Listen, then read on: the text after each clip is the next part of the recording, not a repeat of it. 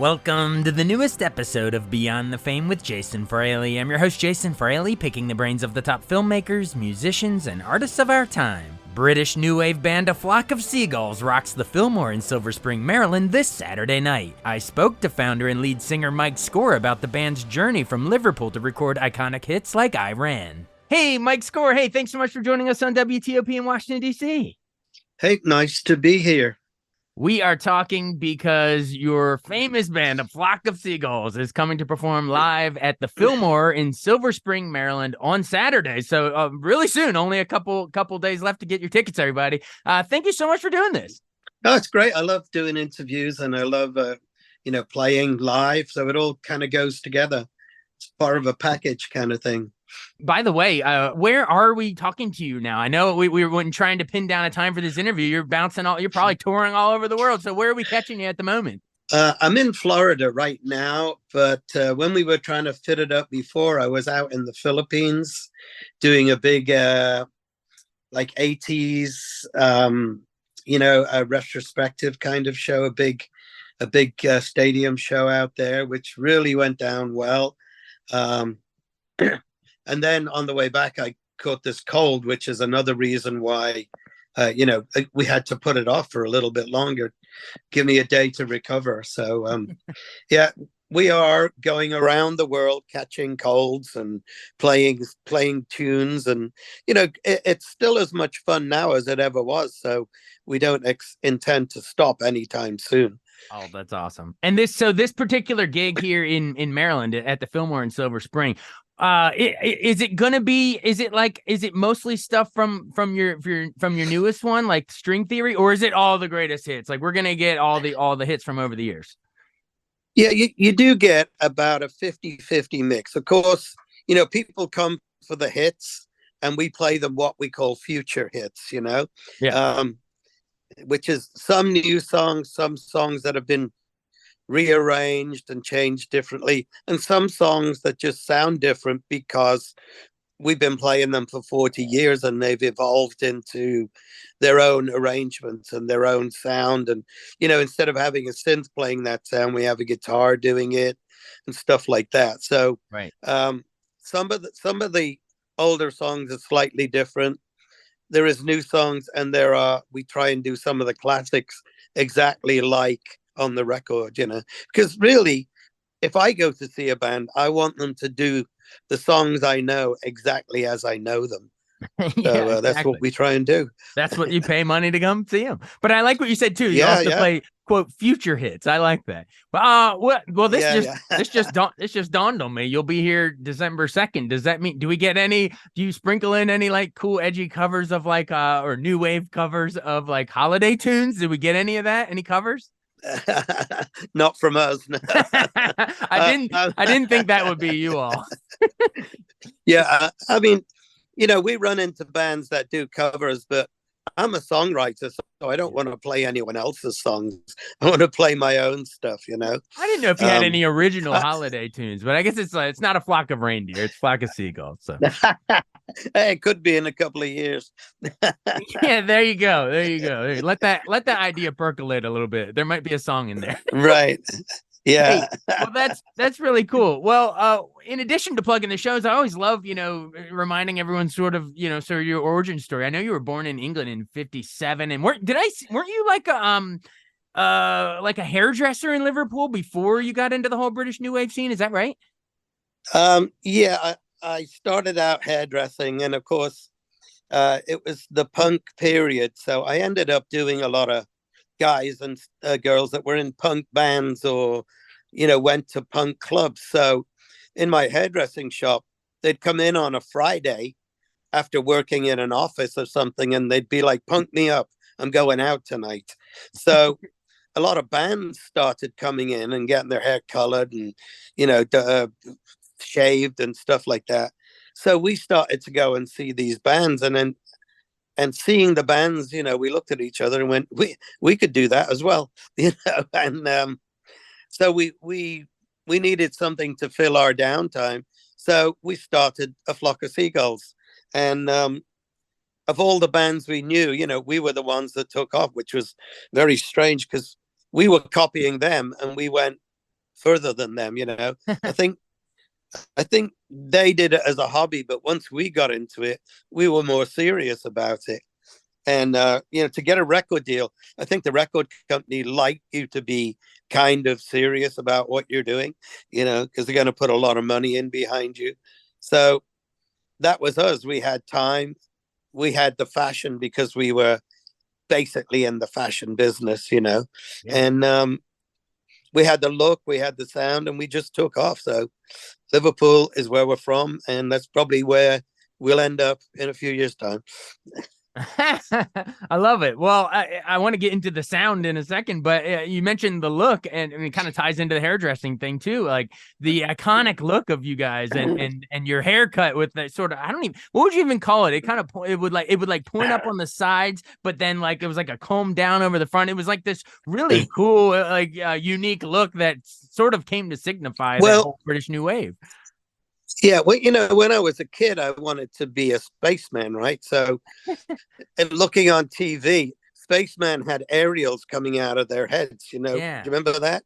Yeah. Yeah. Yeah. And that's kind of what I was emulating. At the same time, although I was a little outrageous, I was also very shy. So the front bit helped to cover up my eyes so I wasn't getting, stared at and stuff like that. But it kind of came about in an accidental way as well, because I had a Ziggy Stardust, and Frank, the original bass player, he put his hand on top of that and it all collapsed down the front. So I ended up with that look by, you might say, if you can think it, it can happen. Yeah. And so, yeah, I wanted aerials and I wanted to cover my face up a bit. And when he put his hand on my head, that's what I got.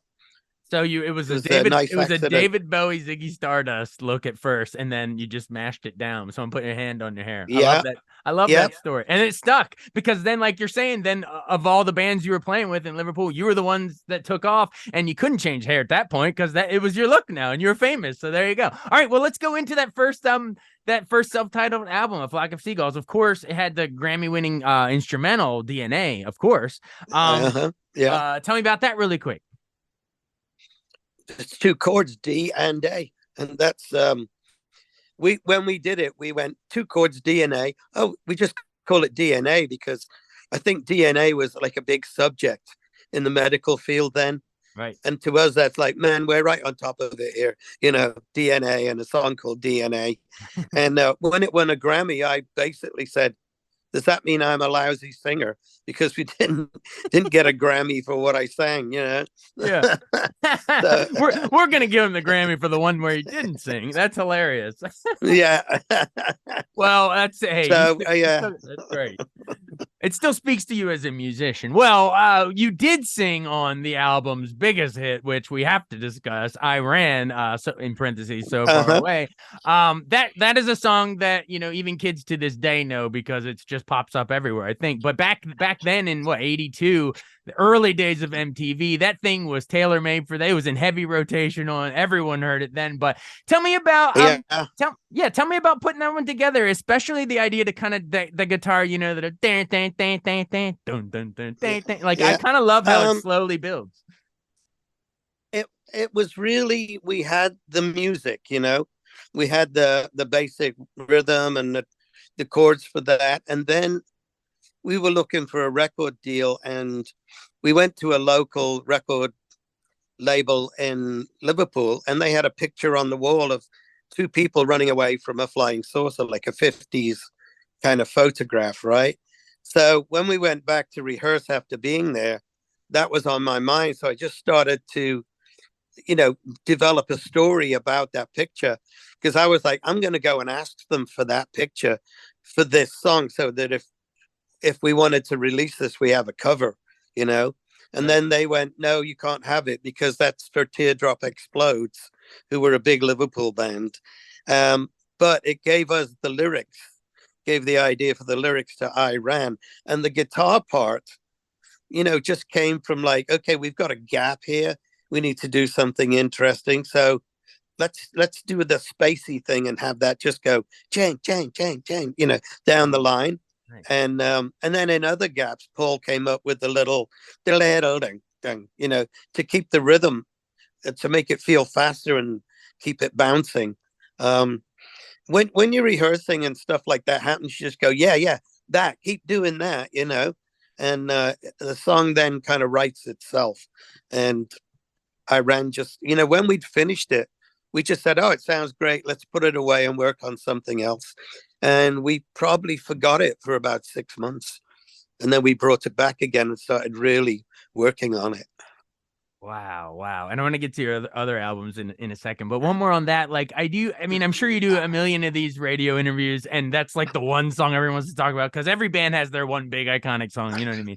But Yeah, yeah. you'll pun not intended or maybe intended, you'll never outrun that song. But like, do you ever, I don't want to say do you ever get tired of singing it, but do you, what keeps it fresh? Like when you come to the Silver Spring and play this concert, like all these years later, like what about the song still, I mean, what keeps it fresh for you every time you do it?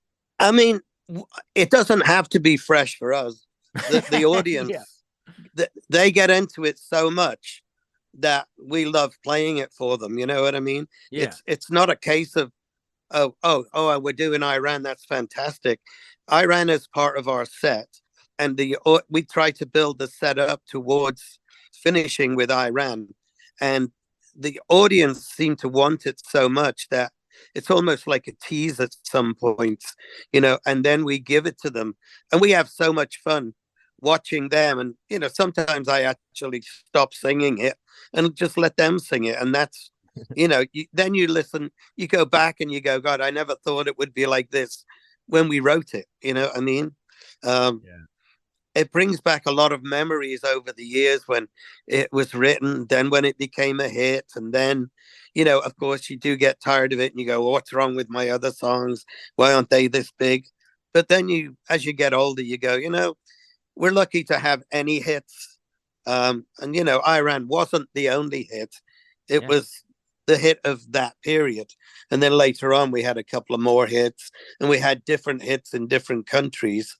Yeah. Like we were just in the Philippines, and their favorite was "The More You Live, the More You Love." Off the third album.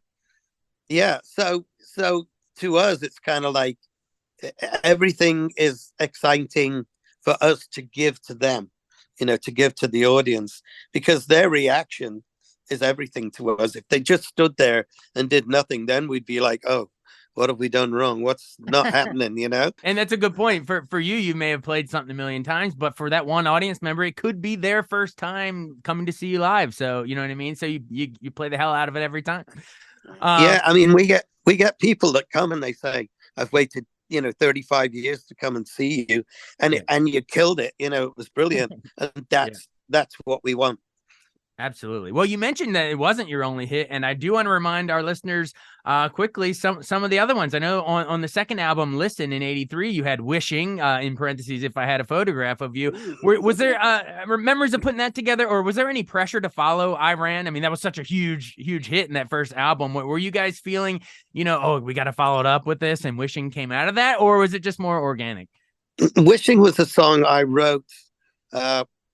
The band was having like a break after the first album, and I just went away and wrote Wishing, and I played it to the record company, and they just said, that's your next single. And so we went to the Bahamas and we recorded it, and it was so different to I Ran. It was more of a ballad than I Ran. So I was really happy that we weren't just regurgitating I Ran over and over again. And Wishing became a really big hit too. And then, there was The More You Live, there was Space Age and stuff like that. So as long as we could produce a hit every now and again, we were happy, Oh yeah, absolutely. You mentioned The More You Live, the More You Love, which was off the third album, The Story of the Young Heart. Why do you think that, you said it was the Philippines that was the biggest hit there? Is that what country it was that you just said? Why do you think that in the Philippines. Why do you think that one connected there so much, or with fans in general? But why do you think that one of all of them? I kind of think it was because in those countries they have a lot of respect for their parents, right? And the story of that song is it's something my mother said to me, when I had a breakup. She's like, don't worry, son, the more you live, the more you love. and I think that hit a chord with them down there in South America and the Philippines and all that area. Um, Maybe like the Latino feeling in their family thing, and that became our biggest hit in those areas.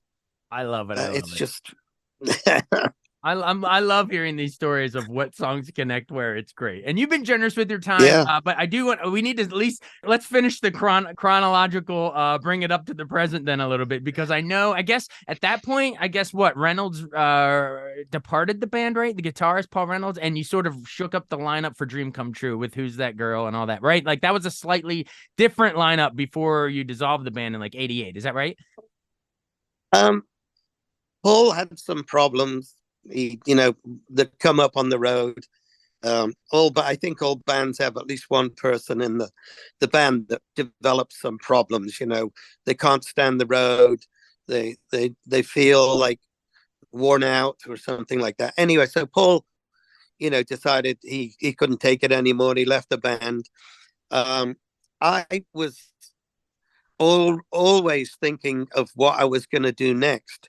And all the songs on Dream Come True were written for a solo thing that I was going to do. But Oh, the okay. record company said, no, you've got to finish your Seagulls contract. So my solo album turned into a Seagulls album, which didn't sound like a flock of seagulls at all, really. Because it wasn't a It was flock. just It was just stuff. one. It was one seagull. It wasn't meant to be a flock. Yeah. But it finished out our contract, and since then, I mean, to tell you the truth, did not like having a record contract, because being in a band is supposed to set you free, but Right. having a big contract ties you down, and I'm not the kind of person that, if you say to me it's got to be done by 2, I probably won't have even started it by 2. So That's so fantastic. it was tough to have a record contract, um, but it's great to be in a band. Absolutely. And That's all I can say. that fifth Go on. album, Light at the End of the World in '95. So that was almost a decade after Dream Come True, and this whole thing we're talking about with the band sort of dissolving Yeah, and everything. So, but that was like with a slightly new lineup of Seagulls, right? yeah. I woke up one day, I think that this one, and I just said, it's time I made an album. So me and the guys that were in the band at the time, we just booked some studio time and made that album. And some of it I like, some of it I don't like, some of it worked out the way I wanted it to. But I was actually still experimenting, finding how I wanted to write songs. I didn't want to keep repeating what I'd done before. And I actually, because I'm not really a trained musician, I found it quite difficult. Um, these days, I find it easier to write songs because I'm not stretching myself too far. But in those days, I was constantly going, how am I going to do this? And how am I going to do that? And meeting different players and stuff. And Yeah. it was all a bit jumbled to me. So, you know, um, it's hard to explain, but that's the way I felt about it. It was just jumbled, but it was just time to make an album. Yeah, yeah. Well, fans are glad you did, but I'm sure we're really well. That brings us sort of more to the present time then, because I think you and the original members all reunited back again for Ascension in 2018, and then the most recent album that we mentioned earlier, String Theory, in 2021. Like, what was it like getting the whole the band back together, as they say? Um, it was something that we had to do. A lot of people wanted us to do it, so it's kind of like, if we don't do it now, we'll probably never do it. Yeah. And the idea that it was the same bunch of guys that wrote the songs that were doing the orchestral versions. You know what I mean? The Ascension, you were talking about the orchestra. It was the Prague Philharmonic Orchestra, and then for String Theory, it was what was the orchestra for that one? Slovenian Symphony. Yeah, I think so. Yeah, I'm not Yeah, something exactly like that. sure, because Yeah. when they did the orchestral parts, I wasn't there, so I'm Okay, not got it. sure how it But that got was done. the idea Yeah, was sort of redoing stuff with the or having an orchestra behind it, basically. yeah, yeah. Mm, So for us, it was like stepping back 30 years, but moving forward, because now there was an orchestra, which we'd never considered, in any of our stuff. right. So it did kind of work out, but I wouldn't let the original band play on any of my new stuff. That's I could say that because I think my new stuff is not a Flock of Seagulls as was. It's as is the future. Well, tell me about the new stuff then. What if you wouldn't let them play on it? Why is that? And just tease it, because if there's Flock of Seagulls fans listening to this, and they're going to be coming to the show this weekend in Silver Spring, Maryland, tease the new stuff and why they should come pick up. Okay. The new stuff it's definitely got seagulls in it. I didn't want the older guys to play on it because we've always had arguments about writing credits and stuff like that. Right. So I'm like, these are mine. Yeah. Because as soon as you have a hit, it's suddenly, did I write that or did you? I'm a songwriter. It's my thing. And I hate it when I write a song and somebody else comes along and goes, well, I played the bass on that, so I wrote it too. I'm like, no, you didn't. You just played along with my song. Then you get into stupid arguments and stuff like that. So because I own the company, I own the name and everything like that, I just said, it'll be the way I want it. I can play everything that I need to on it. And I ended up playing pretty much everything myself on these new songs. And they are seagullish, but they're not the same as 1980s seagulls. The reaction we get to them live is brilliant. People come up and they go, where can I get those new songs? And I just say, you'll just have to wait till like February or March when they're coming out next year, So they're not out. They're not out yet. But they can hear them in concert in Silver Spring. Yeah. And I think there's going to be 2 singles and then the album probably in March. I think there'll be a single in January, another one in February, and then the album in March. And that will will be under the banner of Flock of Seagulls, or will it be Mike's score solo album?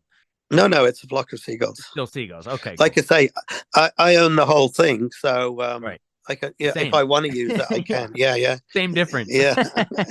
Exactly. And I would love to hear your reaction when in pop culture, like I know in Pulp Fiction, Samuel L. Jackson goes, hey, you Flock of Seagulls, or in La La Land, Emma Stone requested Ryan Gosling's band at the pool party to play I Ran. Like can you remember sitting in the theater or at home watching or whatever, and you see that? Like, what's your reaction to like Pulp Fiction or La La Land when that stuff happens? You know what? I think it's brilliant because it shows that, I don't know, 30 years later or whatever it was, people are still talking about us, mainly, I guess, because of the haircut. But it just shows that in the end, the band had something that is timeless. We didn't know it at the time. And it's only these days that we look back and go, wow, man, what did we do? We just played a few songs and people still love them. So I think the people that make those movies, they grew up liking A Flock of Seagulls. So they wanted somehow to tell people that they liked us and they put us in their movies. I think you nailed it. It's like Quentin Tarantino or Damien Chazelle. Your music was in part of the soundtrack of their life, so they're like, I'm gonna drop a little reference in my creative. So yeah, that's what it is. Thanks for being so generous with your time. I didn't know we'd go 20, almost a half hour. So I really, really appreciate you joining us. I guess final seconds, pretend I'm not even here and just talk directly to the listeners. Invite them on out to Silver Spring to the Fillmore to come see you. Yeah, come out to the Fillmore, hear the new songs. I tell you what, I think they're better than the original Seagulls albums with the big hits on. These new songs are better. I think you'll catch them real quick. We have people singing along with these new songs the first time they hear it. So I would come out, catch a dose of the old stuff, and catch the wind of the new stuff. Yeah? Awesome. Come on out. Awesome. Hey, thanks for doing this. This is so much fun. I appreciate it. Okay, cool. Thanks for having me. Thanks so much for listening to Beyond the Fame with Jason Fraley. Our theme music is Scott Buckley's Clarion. Remember to give us a 5-star rating if you like what you hear. We'll see you next time.